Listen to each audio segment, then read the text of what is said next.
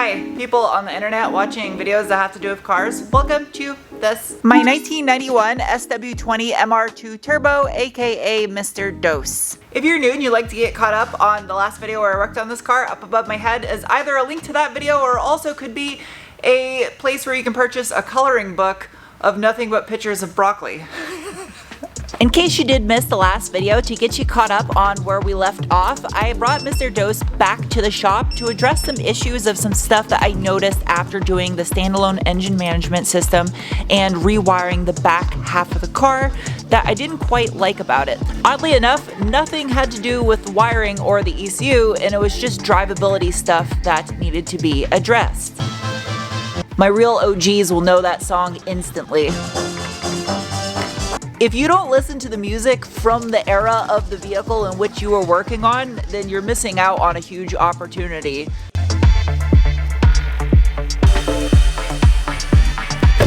So this arrived this morning. It's the engine for the Celica. It is back and ready for me to install it. But first, this mission is not yet complete because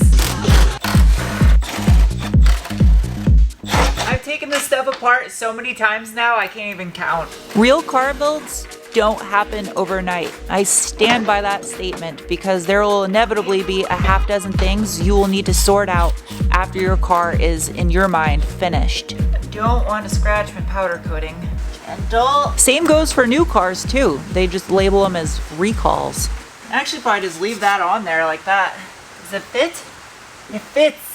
Just in case you did not see any of the videos where I rewired the engine bay of this car and did a standalone engine management system, this is what you call a Generation 2 3S GTE, which came originally with a distributor, which would have sat right here in this vicinity. But now you can see this is what's called a cam trigger. A cam trigger, in contrast to a cam position sensor, which knows exactly where a camshaft isn't in its rotation cycle, a cam trigger works off one pulse per revolution and is a little bit dumber. And by deleting the distributor and going with coil packs, which the revisions 3 through 5 version of the 3S GTE came with from the factory by Toyota, I had to add a cam sensor and a crank sensor so the missile would know where the missile is, because the missile will know where the missile isn't.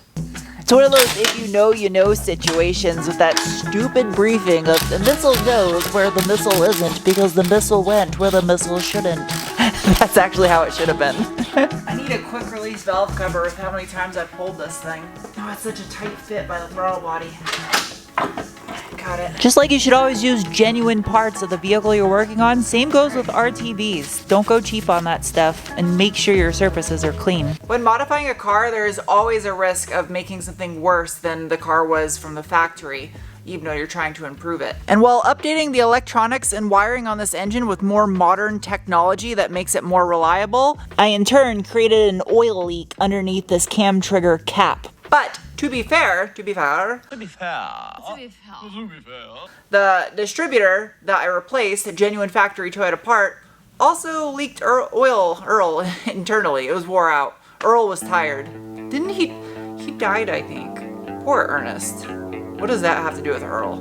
No worries though, because I can fix.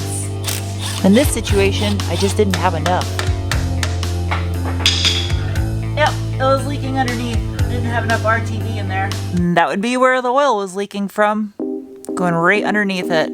Clean. Good to go. Now that's sealed. Sorry, I forgot to hit record when I stuck the valve cover back down. I didn't want to screw around with cameras because that stuff has like 1 minute to set. I almost want an aftermarket engine lid because I'm sick of having to clean my engine bay every single time it rains or I wash the car. It just gets it filthy in here.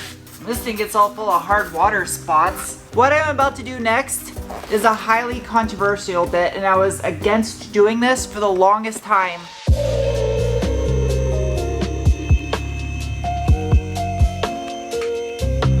So the next day, thankfully, this is gonna give me an opportunity to clean in here from that oil leak. And that highly controversial bit, which was a recommendation by the tuner of the base map file on this car, would be deleting TVIS, which stands for Toyota Variable Induction System. I'm really bummed out. I had this engine bay spotless.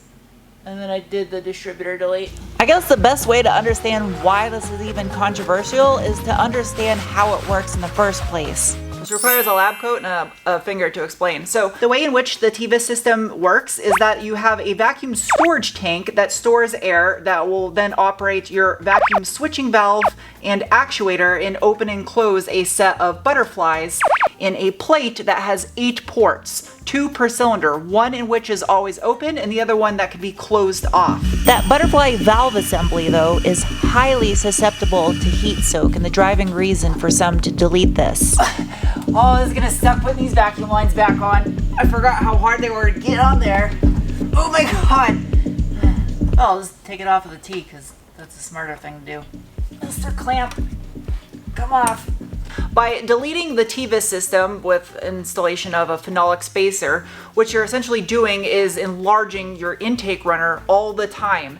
And by doing so, it has a negative effect on volumetric efficiency by reducing the velocity of the air at the air intake valves, which in turn has a negative effect on your torque curve by reducing it down low and instead kind of gaining a little bit up top, which is the opposite of fun in my opinion. I like that low end torque that I get, especially with the ceramic CT20B turbo, which makes peak boost really early on. It all comes down to you, the individual, and how you want to enjoy your vehicle on a track, on the road, or on an internet forum. So what you're seeing right now is a little diaphragm that's vacuum actuated that controls the butterflies opening and closing inside.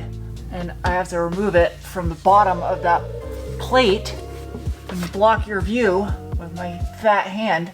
All right, should be the last thing connected to the intake manifold. There was a point in time as I was filming this video where I thought I should just scrap all of this and not bother showing any of you, but I think these kind of decisions are important. The last thing I got is a little 10 mil bolt for a ground under the intake manifold, and then it should be ready to unbolt. This is just still not sitting well with me. Like, I adamantly wanted to keep the TVIS system because I do not care about dyno numbers. I'm not trying to impress 13-year-olds on Reddit with how sick my car build is on paper. I care about how a car feels when you drive it. And this right here is why I haven't taken a day off in 7 years, because I just like to piss time away. This is a benefit now that I unbolted the intake manifold, because I can clean all this gunk that had built up in here. Like, I get the benefit of deleting TVIS on higher horsepower cars, like 400 plus horsepower cars, but I don't want to make a ton of power at this thing. I have no interest in trying to turn this car into something that it's not. So I'm gonna keep TVIS. There's one thing I've learned over the past 6 or 7 years of reviewing cars on the internet now, is there is a threshold in which if you modify a car past that threshold, almost 99% of the time, you will in fact ruin that vehicle. Always trust your gut instinct, and don't always trust your deodorant.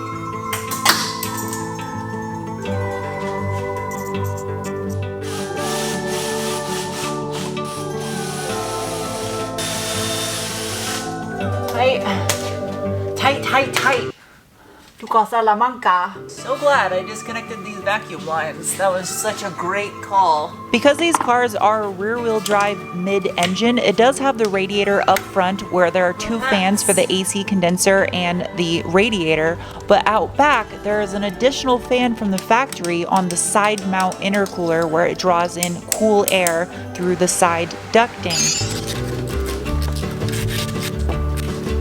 My solution for this problem is the same solution I had, which I did in the last video up front in the car. Tucked down in that corner of the engine bay where the 2 charge pipes go to is the side mount intercooler, and that little blue sticker you see is attached to the intercooler cooling fan. I cannot get the fucking IAT plug on. This part sucks. Tech tip, if you can't get your charge pipes into the rubber couplings, use a little bit of quick detail spray wax. I know it might sound like a bad idea, but the stuff dries after you get it in there and it doesn't stay slippery. And as a side benefit, my intercooler piping will have a slight whiff of lime shaved ice. Oh my god. Almost. That's what this smells like. It smells like a lime shaved ice. Slush puppy, if you want to be exact. Throttle cable. It wasn't a total waste of time because I fixed an oil leak and I cleaned up the engine bay. So, win. Ops check. Make sure it doesn't leak. Just want to make sure this thing still starts. Just in case.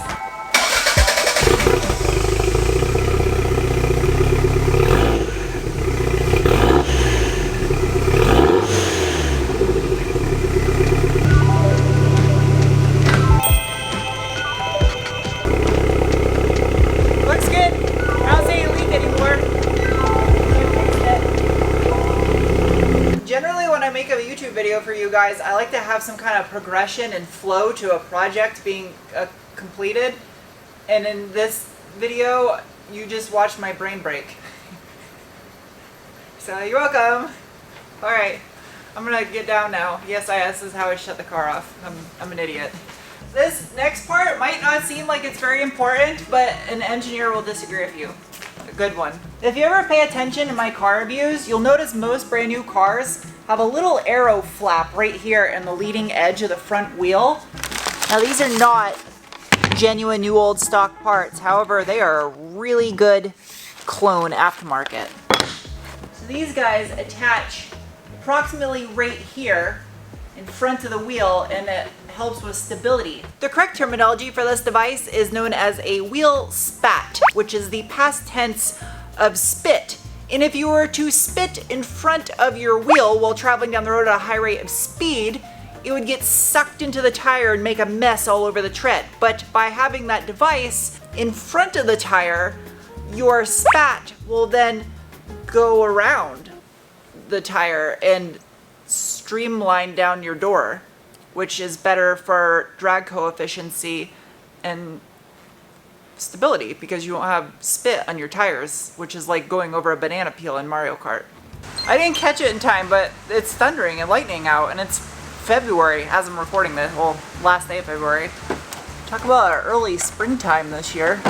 So these flaps came on the 98 and 99 revision 5 MR2s. Kind of a hodgepodge because this is a revision 2 car, so my inner fender liners are revision 2, but I have the 93 and up revision 3 front lip on it. And these came on a revision 5 car. It'll all kind of work though. Trim a little before I trim a lot. I like that. I just gotta round that off to match.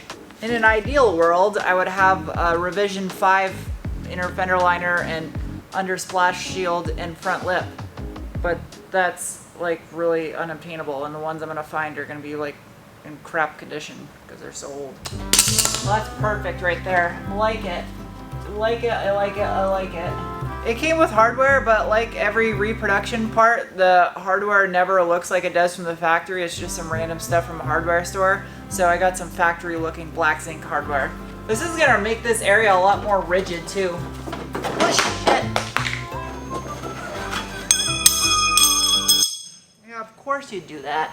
I think that's perfectly level. Yep, that works right there. How light is this wheel? It's pretty light. Make this hole right here. See how it's got a contour right here? That follows the contour of the inner fender liner, so it fits nice and tight. A little test mount. I was a little hesitant with this being a reproduction part, but the fact that it was made by people that specialize in MR2 stuff, there was like some care that went there. It was not just like some random crap you find on eBay or Amazon. Well, that's gonna work out pretty good.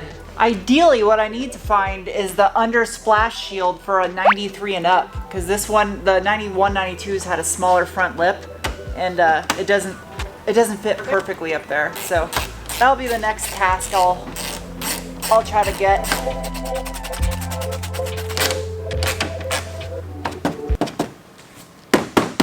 That's pretty sturdy. Yeah, that's actually really sturdy. All right, I'm happy at that. Now I'm gonna smooth out the corner right here where I had to trim it. Oh yeah, cannot tell. That's good. I got my peat marker on it. A little bit of vinyl and rubber protectant on it. Before, after. If it looks like it's crooked, it's not. It's because the wheel is cambered in because it's up in the air, suspension's drooped.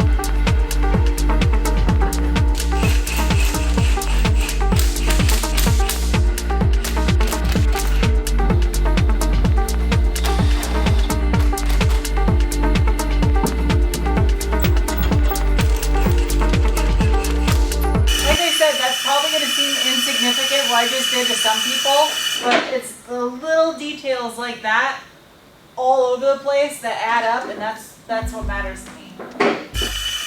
That's what's up. I like it. And some of you are wondering why it's not directly in front of the wheel, and if you look at most cars that have these, they are a little bit inset like that. And also my front lip is in the way.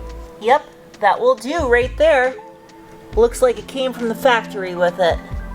Perfect, perfect, perfect, perfect. You can get a good look from the rear side. You can see that little contour. It follows the contour of the inner fender plastic. Passenger side. So on the way from Japan, I have rear revision 5 calipers, and then I have new rotors, pads, and lines I'll be installing on this thing to match the 93 and up brakes. And also the upgraded intercooler fan, which is like, I think triple the CFM of the one that's on there right now. So that should hopefully solve the heat soak issue, which I'm pretty sure it's going to. I'll even test it with a heat gun maybe. My next priority though is this 2UZ V8 back from the engine builder to go into the 74 Celica. I have the ECU waiting on a couple more parts, so I should be able to get this thing wired up and try to get it to start. I also got a car review in the kitty. That's from Cribbage, I think. I haven't played that game in a long time. I don't remember how to play Cribbage. I'm rambling because I'm really tired and I have to edit this video for you guys tonight to have it on time for tomorrow morning, and it takes like 6 hours to edit these videos. So I'll see you soon with another video. Bye.